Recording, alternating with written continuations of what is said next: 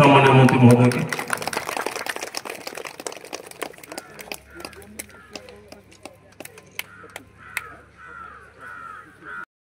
বরণ করে নিচ্ছেন Shri Suman Chowdhury, assistant engineer, WBSRDA।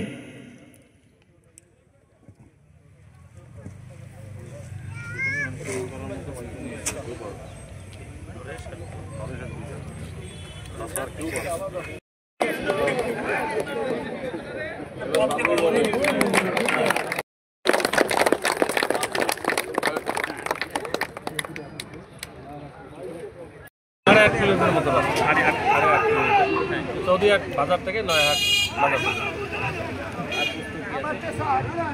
কতটা আছে? 5:30।